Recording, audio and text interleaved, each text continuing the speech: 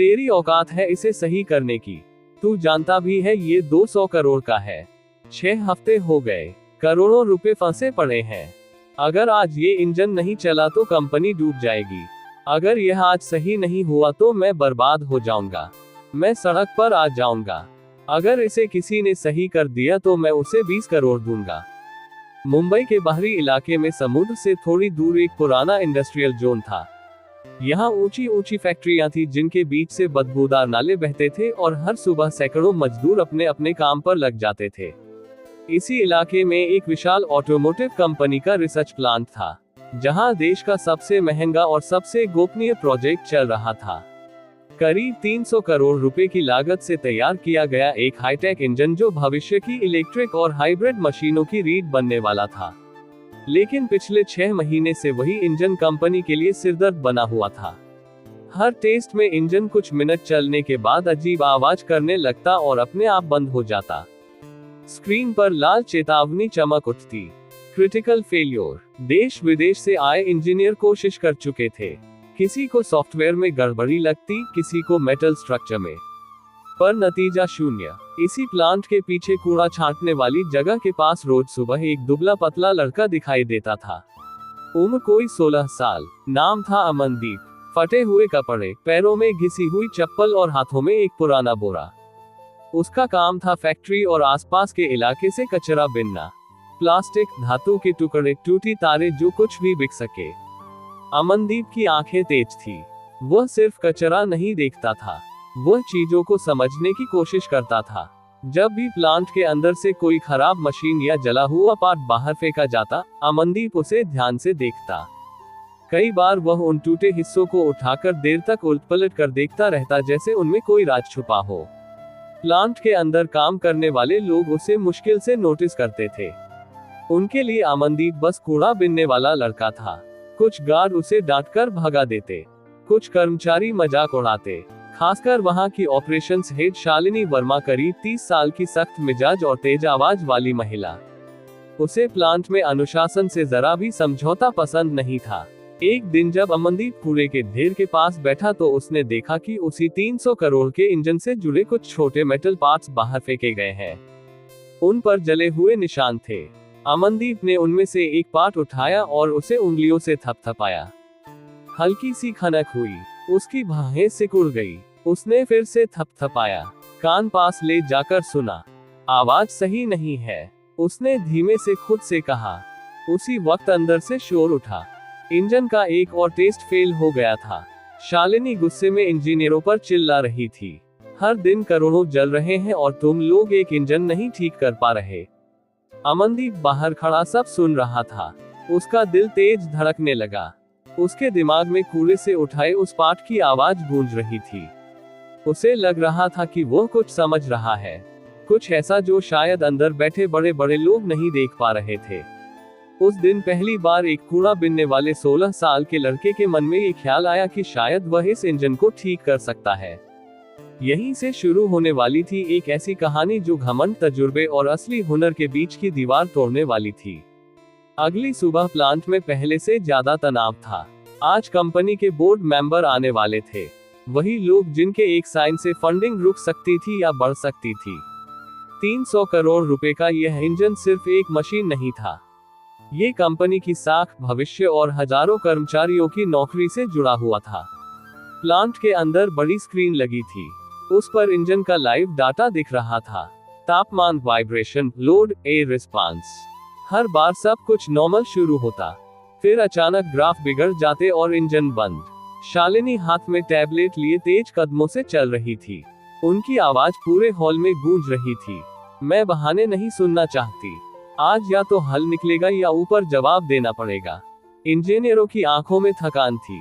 कई लोग लगातार 3-3 रातें नहीं सोए थे। किसी ने कहा, मैम शायद हमें पूरा इंजन रिजाइन करना पड़े। शालिनी झट से पलटी।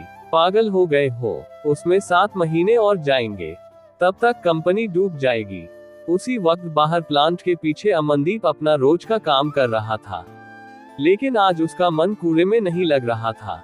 उसकी नजर बार बार उस बड़े हॉल की तरफ जा रही थी जहां इंजन रखा था।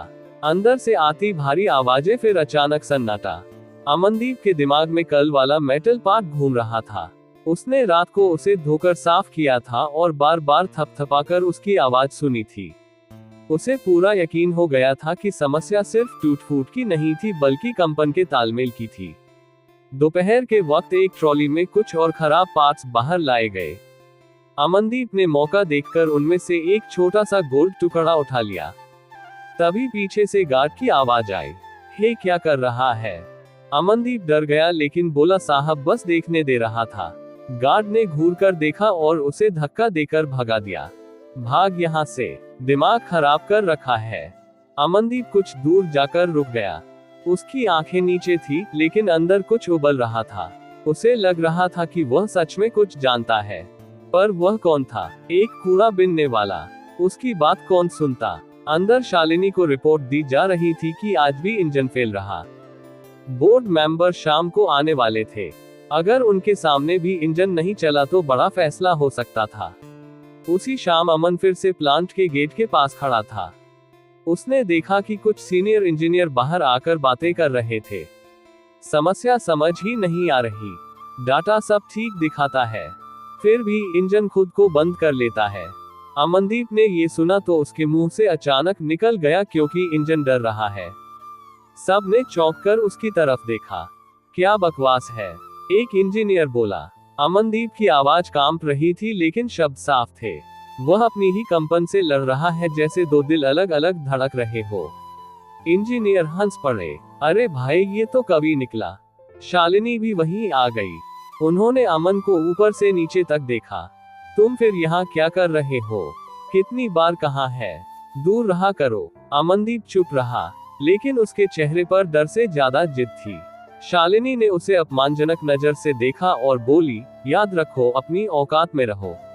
अमनदीप धीरे धीरे पीछे हट गया, लेकिन उसके मन में एक बात साफ थी, अगर कोई और मौका आया तो वह चुप नहीं रहेगा, क्योंकि कभी कभी सबसे बड़ी सच्चाई सबसे गंदी जगह से उठती है। शाम ढल चुकी थी। प्लांट के अंदर सफेद लाइटें जल उठी थी और बाहर आसमान पर हल्की बारिश शुरू हो गई थी। बोर्ड मेंबर्स के आने से पहले आखिरी टेस्ट की तैयारी हो रही थी। हर किसी के चेहरे पर घबराहट साफ दिख रही थी। इंजीनियर अपने लैपटॉप में घुसे हुए थे, जैसे स्क्रीन के अंदर ही कोई चमत्कार छुपा हो। अमनदीप गेट के पास खड़ा था। बारिश की बूंदें उसके कपड़ों को और भारी बना रही थी, लेकिन उसका ध्यान अंदर चल रही हलचल पर था। उसे लग रहा था जैसे हर फेल टेस्ट उसके सीने पर एक वार कर रहा हो। वह जानता था, अगर आज इंजन नहीं चला तो बहुत कुछ टूट जाएगा। अचानक अंदर से आवाज आई, इंजन स्टार्ट करो। भारी मशीन की गूंज पूरे प्लांट में फैल गई। अमनदीप की आंखें बंद हो गई। वह सिर्फ सुन रहा था। 4 मिनट 7 मिनट, फिर वही अजीब सी खरखराहट। अमनदीप का दिल बैठ गया और अगले ही पल इंजन बंद। अंदर हंगामा मच गया। शालिनी का धैर्य टूट चुका था। बस बहुत हो गया। ये प्रोजेक्ट हमारी काबिलियत के बाहर है या फिर टीम की? इसी अफरा तफरी में अमनदीप ने एक कदम आगे बढ़ाया। उसका गला सूख रहा था, हाथ कांप रहे थे, लेकिन अगर अब नहीं बोला तो शायद कभी नहीं। उसने ऊंची आवाज में कहा, मैडम एक बात कहूं। पूरा हॉल अचानक शांत हो गया। सैकड़ों आंखें उसकी तरफ मुड़ गई। शालिनी ने जैसे कोई गंदी चीज देख ली हो। तुम यहाँ कैसे घुसे? अमनदीप ने हिम्मत जुटाई। मैडम इंजन में खराबी सॉफ्टवेयर की नहीं है। एक पल का सन्नाटा, फिर ठहाके। किसी ने कहा, वाह अब कूड़ा बिनने वाले भी एक्सपर्ट बन गए। किसी ने ताली बजा दी। शालिनी ने तंज कसते हुए कहा, तो बताओ महान इंजीनियर समस्या क्या है? अमनदीप की आंखें झुकी, फिर ऊपर उठी। इंजन की हार्मोनिक फ्रीक्वेंसी गलत सेट हो रही है। सेंसर सही है लेकिन कंपन का तालमेल नहीं बैठ रहा।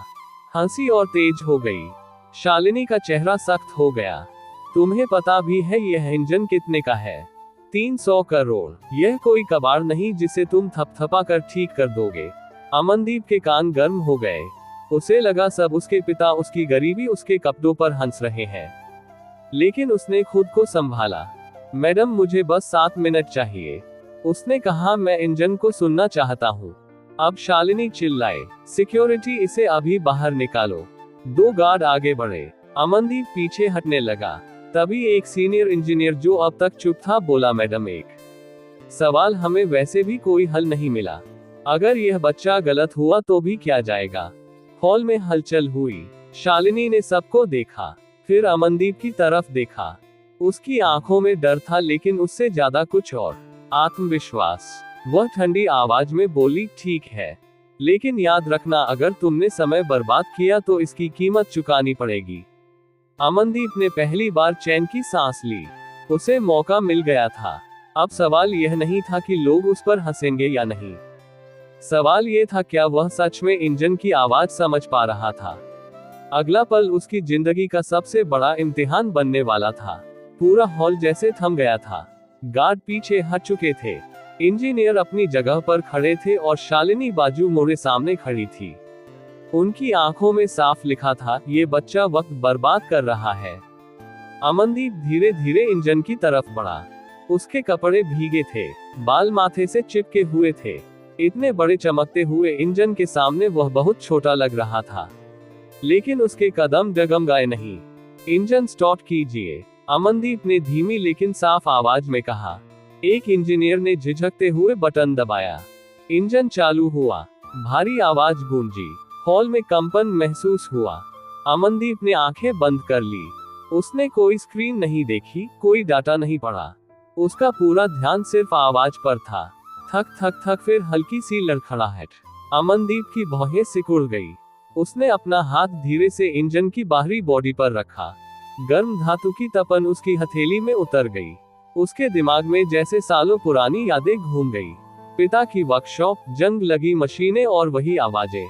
स्पीड को धीरे धीरे बढ़ाए, अमन बोला। इंजीनियर ने वैसा ही किया। 3000 आरपीएम, 3500 आरपीएम।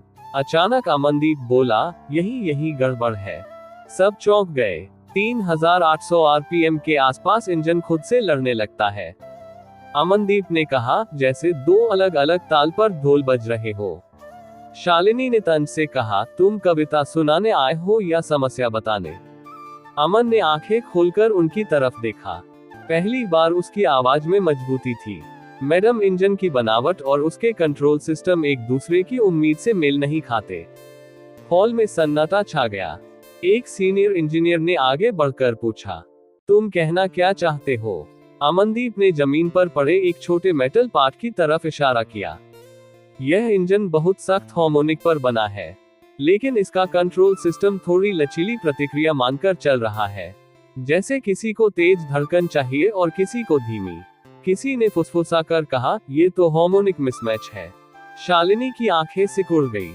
अगर इतना आसान था तो हमारे इंजीनियरों ने क्यों नहीं पकड़ा। अमनदीप ने सिर झुका लिया, क्योंकि वे डाटा देख रहे थे, आवाज नहीं सुन रहे थे। कुछ लोग हंसना चाहते थे, लेकिन हंसी निकल नहीं पाए। अमनदीप इंजन के पास झुका।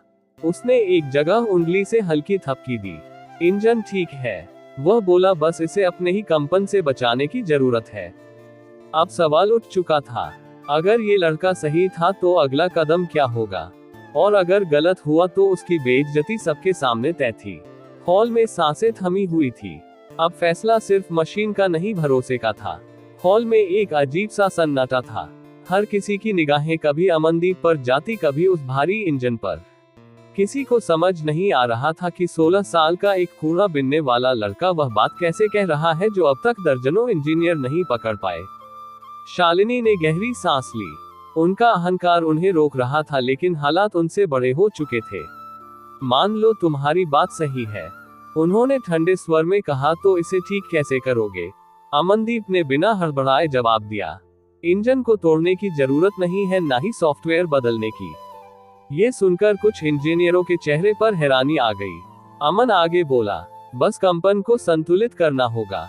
एक छोटा सा हार्मोनिक बैलेंस है, छोटा सा। शालिनी ने तीखे स्वर में दोहराया, तुम समझते भी हो तुम क्या कह रहे हो। अमन ने पास रखी स्क्रैप ट्रॉली की तरफ देखा। उसने वहां से एक गोल सा मेटल डिस्क उठाया, जंग लगा हुआ साधारण सा, ऐसा ही कुछ। उसने कहा। अब हॉल में खुसर पुसर शुरू हो गई। एक इंजीनियर बोला, ये तो 20003000 का पार्ट है। शालिनी का चेहरा तमतमा गया। तुम कहना चाहते हो कि यह कबाड़ हमारी 300 करोड़ की समस्या हल कर देगा। अमनदीप की आवाज शांत थी। सबसे बड़ी समस्याओं के हल अक्सर सबसे छोटे होते हैं। मैडम। कुछ लोग सिर हिलाने लगे। किसी को अब यह मजाक नहीं लग रहा था। शालिनी ने सख्ती से कहा, ठीक है, तुम्हारे पास 2 घंटे हैं। अगर इंजन ठीक हुआ तो तुम। वह एक पल रुकी। तुम्हें यहाँ से निकालने वाला कोई नहीं होगा। अमनदीप समझ गया, ये धमकी भी थी और मौका भी। काम शुरू हुआ। अमनदीप ने अपनी गीली कमीज उतारी, बाजू चढ़ाए और इंजन के पास झुक गया। उसके हाथ तेजी से नहीं बल्कि भरोसे से चल रहे थे। हर स्क्रू खोलते वक्त वह रुकता, सुनता, महसूस करता। इंजीनियर हैरानी से देख रहे थे। ये बच्चा ऐसे काम कर रहा है जैसे बरसों से यही करता आया हो। किसी ने फुसफुसाया। समय बीतता गया। 30 मिनट, 1 घंटा। शालिनी बार बार घड़ी देख रही थी। उनके चेहरे पर अब गुस्से से ज्यादा बेचैनी थी। अमनदीप ने वह मेटल डिस्क सही जगह पर फिट की, फिर इंजन को वापस सील किया। उसने अपनी हथेली से इंजन को हल्का सा ठपट पाया, जैसे किसी बीमार को हिम्मत दे रहा हो। फिर उसने आंखें बंद की। एक पल के लिए हॉल में सब शांत था। रेडी है, अमनदीप बोला, अब टेस्ट कीजिए। अब सवाल सिर्फ इंजन का नहीं था। अब सवाल ये था, क्या सबका भरोसा टूटेगा या इतिहास बनेगा। पूरा हॉल जैसे सांस रोके खड़ा था। किसी की हिम्मत नहीं हो रही थी बोलने की। इंजीनियरों के हाथ की बोर्ड से हट चुके थे। शालिनी सीधी खड़ी थी, आंखें इंजन पर जमी हुई। उनके चेहरे पर अब गुस्सा नहीं था, सिर्फ डर था। डर इस बात का कि अगर ये लड़का सही निकल गया तो उनके सालों का घमंड सबके सामने टूट जाएगा। इंजन स्टार्ट किया जाए, एक इंजीनियर ने धीमी आवाज में पूछा। शालिनी ने सिर हिलाया। बटन दबाया गया। इंजन चालू हुआ। पहले की तरह तेज बिखरी हुई आवाज नहीं थी। इस बार ध्वनि गहरी थी, स्थिर, जैसे किसी की धड़कन अचानक सही लय में आ गई हो। 1 मिनट बीता, 3 मिनट। स्क्रीन पर ग्राफ स्थिर थे। तापमान नॉर्मल, वाइब्रेशन कंट्रोल में 6 मिनट। कुछ इंजीनियरों ने अनजाने में एक दूसरे की तरफ देखा। उनकी आंखों में सवाल था, क्या सच में 20 मिनट? अब तक इंजन हर बार बंद हो जाया करता था, लेकिन इस बार वह लगातार चल रहा था। ना कोई लाल लाइट, ना चेतावनी। शालिनी की उंगलियां अनजाने में मुट्ठी बन गई। 15 मिनट। हॉल में किसी ने धीमी आवाज में कहा, ये तो रिकॉर्ड से आगे निकल गया। अमनदीप चुपचाप खड़ा था। उसकी नजर स्क्रीन पर नहीं, इंजन पर थी। वह सिर्फ सुन रहा था। उसकी आंखें बंद थी, जैसे किसी पुराने दोस्त की आवाज पहचान रहा हो। 20 मिनट। अब इंजन की आवाज और भी स्मूथ हो गई थी, जैसे उसे खुद भी राहत मिली हो। एक सीनियर इंजीनियर ने डाटा देखा और लगभग चिल्ला पड़ा, मैडम, एफिशिएंसी 95% पर स्थिर है। ये तो पहले से बेहतर चल रहा है। पूरा हॉल अचानक शोर से भर गया। किसी ने ताली बजाई, किसी ने कुर्सी से उठकर स्क्रीन को दोबारा देखा। कुछ इंजीनियरों की आंखों में खुशी थी, कुछ की आंखों में शर्म। शालिनी अब भी खामोश थी। उनके चेहरे का रंग बदल चुका था। इंजन 30 मिनट तक बिना रुके चलता रहा। स्टॉप कीजिए, आखिरकार उन्होंने कहा। इंजन बंद हुआ। एक पल का सन्नाटा, फिर तालियों की गूंज। यह कोई औपचारिक ताली नहीं थी, ये राहत की ताली थी। हार के बाद मिली जीत की ताली। अमनदीप वहीं खड़ा था, जैसे उसे यकीन ही ना हो रहा हो कि यह सब सच है। एक इंजीनियर आगे आया और बोला, बेटा, ये तुमने कैसे सीखा? अमनदीप ने सिर झुका लिया। सुनकर उसने कहा और समझकर शालिनी ने गहरी सांस ली। सबकी नजरें अब उन्हीं पर थी। उन्होंने अमनदीप की तरफ देखा। पहली बार उनकी आवाज में कठोरता नहीं थी। तुम्हारा नाम क्या है? अमनदीप, वह बोला। वह पल सिर्फ एक इंजन के ठीक होने का नहीं था, वह पल एक बच्चे के कूड़े से उठकर इतिहास लिखने का था। लेकिन कहानी अभी खत्म नहीं हुई थी। असली बदलाव तो अब शुरू होने वाला था।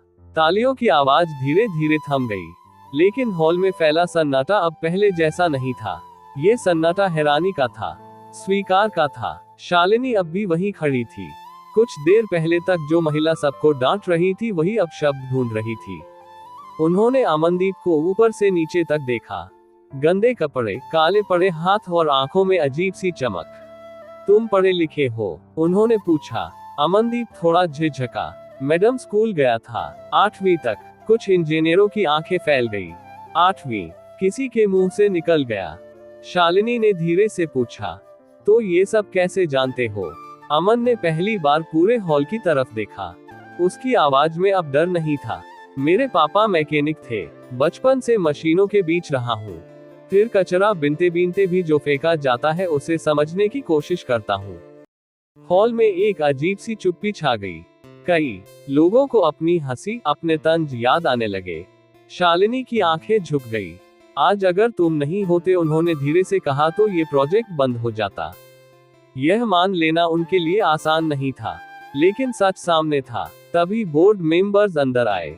उन्हें पूरी रिपोर्ट दिखाई गई, लाइव डाटा, इंजन की परफॉर्मेंस, सब कुछ। एक मेंबर ने सीधा सवाल किया, इसे किसने ठीक किया?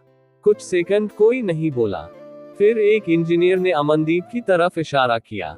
इस लड़के ने। बोर्ड मेंबर्स ने अमन को देखा, फिर शालिनी को। उनकी आंखों में सवाल थे।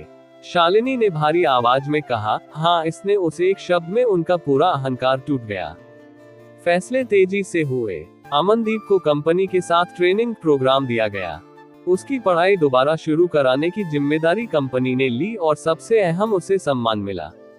जब अमन बाहर निकला तो पहली बार उसे ऐसा लगा कि लोग उसे देख रहे हैं। सिर्फ उसकी गरीबी नहीं, उसकी काबिलियत। शालिनी पीछे से आई। अमनदीप, उन्होंने कहा। वह रुका। आज मैंने सीखा। वह बोली कि डिग्री इंसान को बड़ा नहीं बनाती, नजर और सुनने की ताकत बनाती है। अमनदीप ने सिर झुका लिया। पापा कहते थे, मैडम, मशीन कभी झूठ नहीं बोलती। शालिनी हल्का सा मुस्कुरा दी। कुछ महीने बीत गए। अब वही प्लांट पहले से अलग था। दीवारों पर नए पोस्टर लगे थे।